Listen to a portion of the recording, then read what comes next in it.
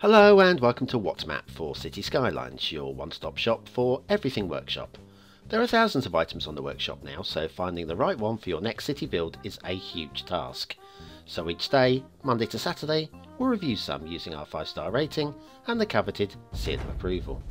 So join me, fellow Skylines explorers, as we venture out to today's new land. Who am I? I'm BonBonB, and you are very, very welcome. Come here now, girl.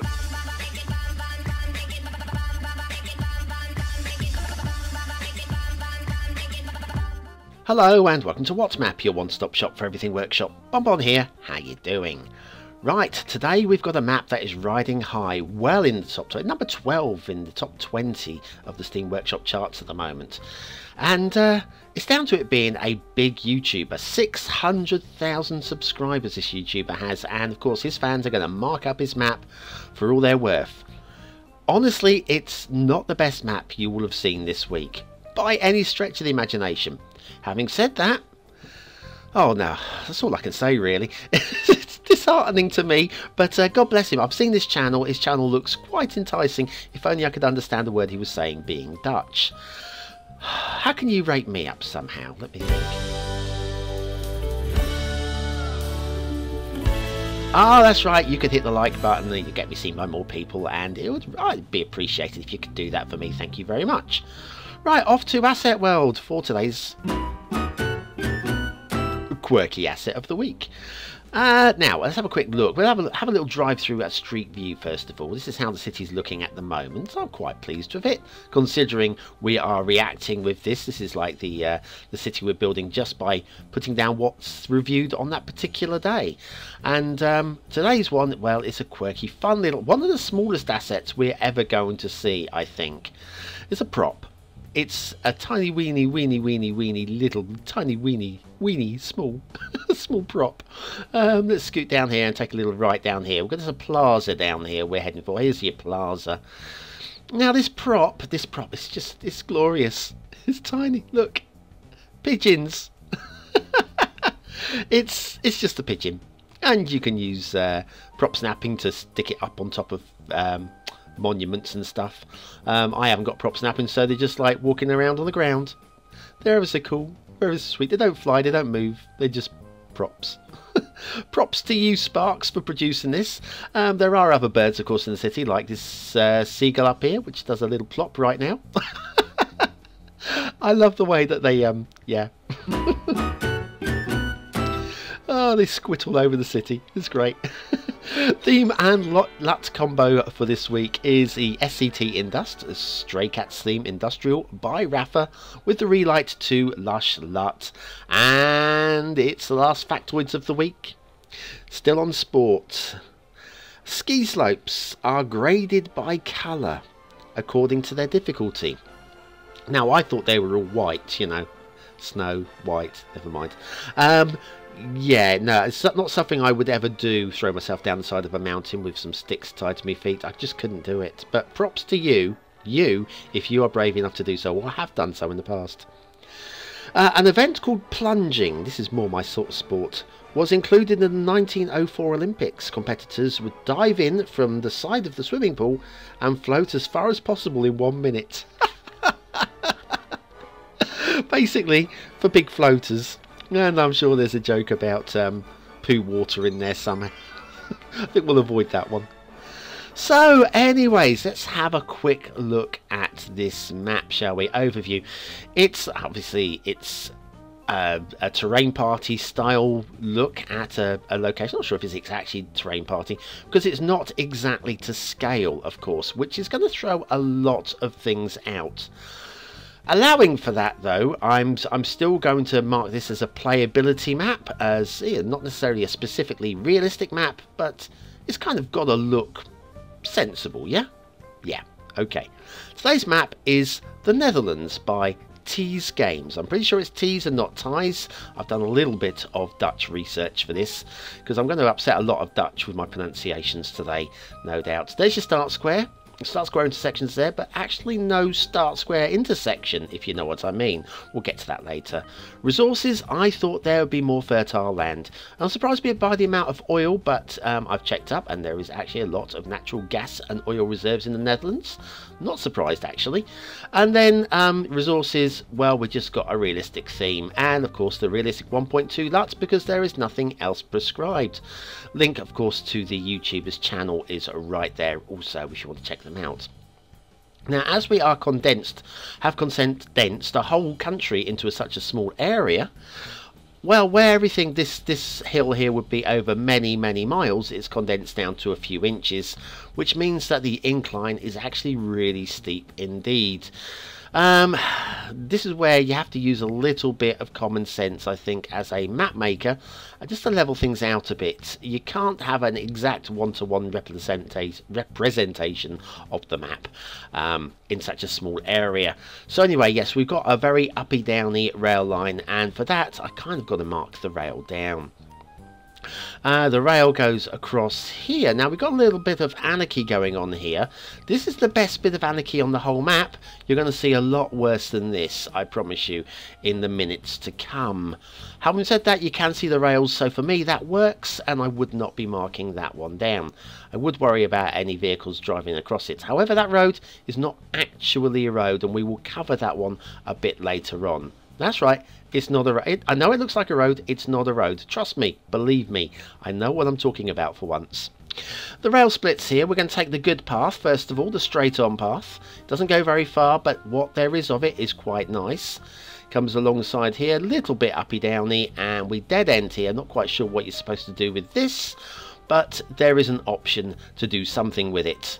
Okay, we're starting with the rail today. I don't know if you noticed that. For a reason. It makes more sense.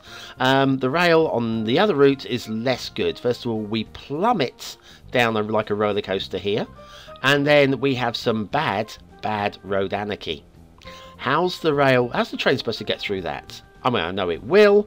It'll just ignore that, but it looks stupid and dumb, and I'm sorry, I don't like saying that. We've got another one just like it over here, only worse. Only worse. It's half the height of the rail line. And then this one, it's not quite so bad, but in as much as it is even worse, basically, because it's the highway. Okay, dead ends there. Shall we just go and have a look at the roads instead? Shall we? Because they've got to be better. They are better.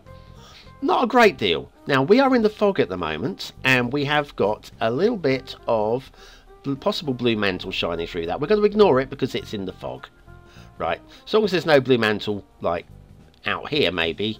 Oh, hang on, this is glitching. Yeah, we got blue mantle shining through there as well. So that's poor, sadly poor. Well, as long as there isn't any in the start square, that would be a disaster if there was any in the start square. Yeah, we've got more glitching here, and yes, more mantle showing through there as well. In fact, it's quite trippy. You can see the trees. Ooh, heck. Trippy, eh? Right, we'll carry on. Just ignore that. The roads are drifting apart and coming back together again. And just a complete lack of road control going on here. It was like it was made in 5 minutes. There we are. More blue mantle showing through there. We'll nip underneath the railway and head down towards an intersection. Oh, this intersection here that goes down to... Yeah, I'm not quite sure. I mean, obviously based on the real-life tunnel there, I'm going to just accept that as being a real-life clone. It doesn't really work for me, but there you are. And then down here over the highway glitchy railway bit, we've seen it, so we're going to ignore it and go straight past it. And we'll follow the highway, which is obviously following the route of the main highway, the real true-to-life highway. We've got more glitching here. Oh dear. Dear, oh dear, oh dear. I mean, I'm all for a YouTuber, you know, fixing things as they go along, but you've got to have at least a reasonable starting base. This is not a reasonable starting base. It's just horrible. I'm sorry. I hate to say it. I like to give credit where it's due and to support everybody. But like this bridge here, it kind of slumps its way across the river. It's just like drapes its way there. There we are. The Draper Bridge, that one. And we've got support on this side. And there's no support on this side. It's just this... Oh... Trying to find something positive to say is sometimes very difficult indeed. Okay. At least the land's sort of flat, like the Netherlands. Sort of. Now, this intersection's, well, it's plopped, it's very nice, it does the trick. Of course, in the true scale of things, that goes off that way. Let me just have a look at these slopes on these. It's not the worst, okay. It's quite tight and compact. Despite being tight and compact, it's the size of Utrecht. And the location of Utrecht, which is a city of a third of a million people. That's how big that intersection is in terms of the scaling of the map. I'm not sure where you're going to put Utrecht, but it's not going to be underneath there. We're in the start square, and we have got this hideous blue mantle, one of the worst ones on the entire map, and we are in the start square. Okay. We'll ignore the divot on the left. We'll come back and have a look at the divot on the left in a minute. And then we've got another one of these, well... yeah, I don't know what to say really. You expect the trains to stop, do you, my friend? They won't. We'll ignore that divot there. We'll come back to that. If we carry on this way, we're still going through the start square here. We've got plenty of water going on, and it dead ends here, just short of the water there. So your start square kind of looks like this, okay? Okay. So I don't really know what to say, apart from there's no intersection for you to actually get started. So you're going to have to spend your first few thousand building an intersection. Heck. Okay, I will follow the road on. I'm sure it's going to get better. I promise you. It's going... No, I'm not going to lie to you. It's not going to get... In fact, what we'll do is we'll probably speed over this last bit here. Get towards the edge of the map as fast as possible. Now this dirt road. You know I said this wasn't a dirt... Oh, hang on. More blue mantle. More trippy blue mantle. It's a tear in the space-time continuum. That's what that is. What we have here is... These dirt roads aren't dirt roads. If you have a look at it, see the lines that they follow. Does that remind you of anything? Like a border? It's the land border, that's what that is. Right, okay, let's give up. Do your cul-de-sacs look like this? Do you want them to look like this? Then you need the beginner's guide to the perfect cul-de-sacs by BonBonB. Click the information button now.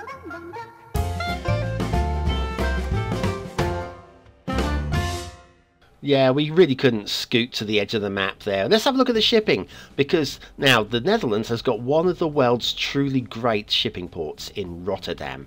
One of the hugest, biggest, greatest shipping ports that there is. Rotterdam is here. That is Rotterdam. You're going to do the world's greatest shipping port in a little river like that.